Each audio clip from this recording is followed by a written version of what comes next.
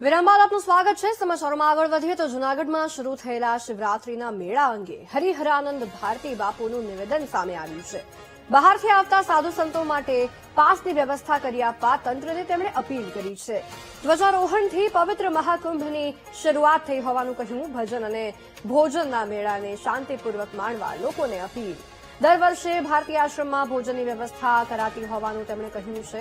સાધુ સંતો અને ભક્તોને ભોજન માટે પધારવાની અપીલ કરી છે। શ્રદ્ધાથી મૃગીકુંડમાં સ્નાન કરી લોકો લાભ લે છે તેવું હરિહરાનંદ ભારતી બાપુનું કહેવું છે।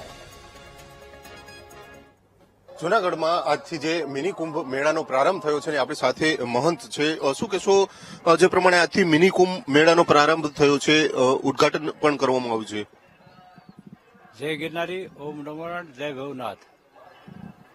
દર વર્ષે શિવરાત્રીનો મેળો થાય એ રીતે 2019માં મારા ગુરુજી મિની કુંભ લાવ્યા હતા અને વિજયભાઈ રૂપાણીની સરકાર હતી ત્યારે સારી રીતે સંપન્ન થયો મેળો।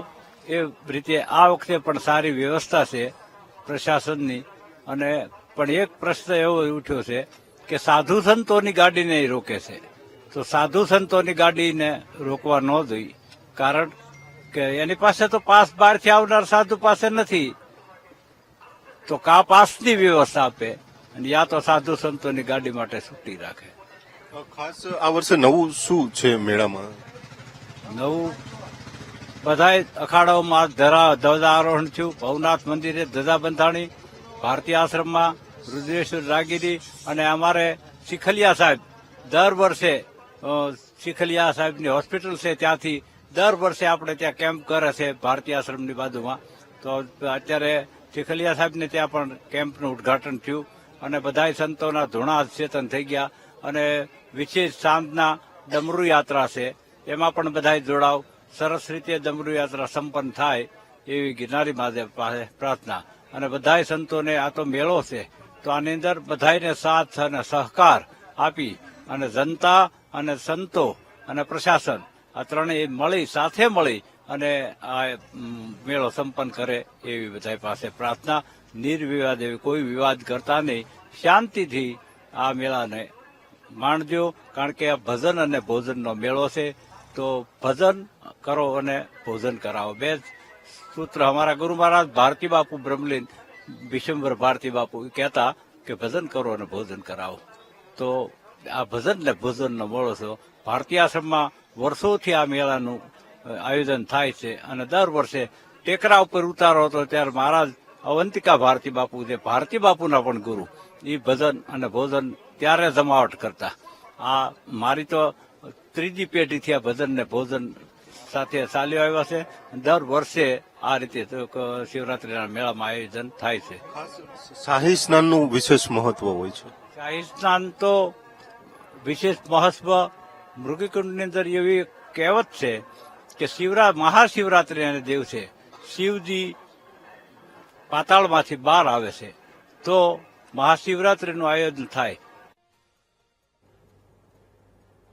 જૂનાગઢમાં મહાશિવરાત્રીના મેળાની આજથી શરૂઆત થઈ ચૂકી છે। આગામી મહાશિવરાત્રી સુધી ચાલનારા આ મેળામાં પહેલા દિવસથી જ ભક્તોની ભીડ ઉમટી પડી।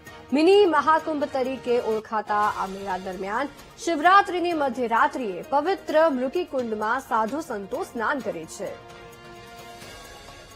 જૂનાગઢમાં શિવરાત્રીના મેળાનો પ્રારંભ થયો છે અને શિવરાત્રીના મેળાનું મહાત્મય એ હોય છે કે શિવરાત્રીની મધ્યરાત્રિએ કુંડમાં મુરગી કુંડ છે તેમાં સ્નાન છે તે કરવામાં આવતું હોય છે, શાહી સ્નાન કરવામાં આવતું હોય છે। અને આપ સીધા દ્રશ્યો જોઈ શકો છો। આજે મુરગી કુંડ છે પવિત્ર કુંડ માનવામાં આવે છે, કારણ કે જે સાધુ સંતો હોય છે તેમની રવેડી નીકળતી હોય છે અને ત્યારબાદ આ જે કુંડ છે તેમાં સાધુ સંતો છે તે સ્નાન કરતા હોય છે અને જે શાહી સ્નાન છે તે માનવામાં આવતું હોય છે। મોટી સંખ્યામાં શ્રદ્ધાળુઓ છે તે અહીંયા દર્શન કરવા માટે આવતા હોય છે, કારણ કે આ કુંડનું પણ એટલું જ મહત્વ છે। અને હાલ જે શિવરાત્રીને લઈને મેળાને લઈને આ કુંડ છે તે માત્ર એક જ દિવસ માટે ખુલ્લું મૂકવામાં આવતું હોય છે અને અહીંયા શાહી સ્નાન છે તે કરવામાં આવતું હોય છે। આપ સીધા દ્રશ્યો જોઈ શકો છો, જે પ્રમાણે ભવનાથ મહાદેવ મંદિર છે અને મંદિરની બાજુમાં જ આ જે કહી શકાય છે કે મુરગી કુંડ આવેલો છે અને આ મુરગી કુંડમાં જ જે કહી શકાય છે કે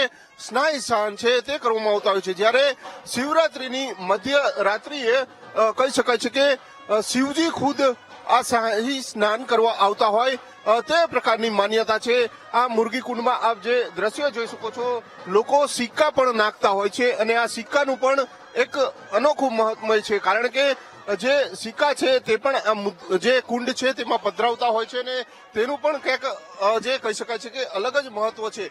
શિવજી ખુદ આ જે રવાડીમાં આવતા હોય છે અને સાથે સાથે શિવજી સાથે સાથે અલગ અલગ જે દેવી દેવતાઓ છે તે પણ આ રવાડીમાં હોય છે ને આ જ જે કુંડ છે તેમાં સ્નાન કરતા હોય છે। એટલે કે આ કુંડનો પણ એટલો જ મહિમા છે, કારણ કે શિવરાત્રીની મધ્ય રાત્રિએ આ કુંડમાં જે સાધુ સંતો છે તે સ્નાન કરતા હોય છે ને આ સ્નાનને પવિત્ર સ્નાન માનવામાં આવે છે, કારણ કે જે પ્રમાણે સાધુ સંતો સાથે શિવજી પણ અલગ પોતાના જે વેશમાં હોય છે તેઓ પણ આ જે રવાડી હોય છે તેમાં ભાગ લેતા હોય છે। એટલે કે અલગ સ્વરૂપમાં શિવજી સાથે અલગ અલગ ભગવાન છે તે પણ આવતા હોય છે અને આ રવાડીમાં ભાગ લેતા હોય છે ને તેના જ કારણે ક્યાંક ને ક્યાંક શિવરાત્રીના જે આ મેળો છે તેનું મહત્વ વધતું હોય છે ને આ કુંડમાં શિવજી પણ સ્નાન કરતા હોય છે। એટલે કે અલગ જ જે મહિમા છે તે જોવા મળતો હોય છે। કેમેરામેન જુનેદ જપાઈ સાથે ભાવેશ સુંદર, ટીવી ન્યૂઝ, રાજકોટ।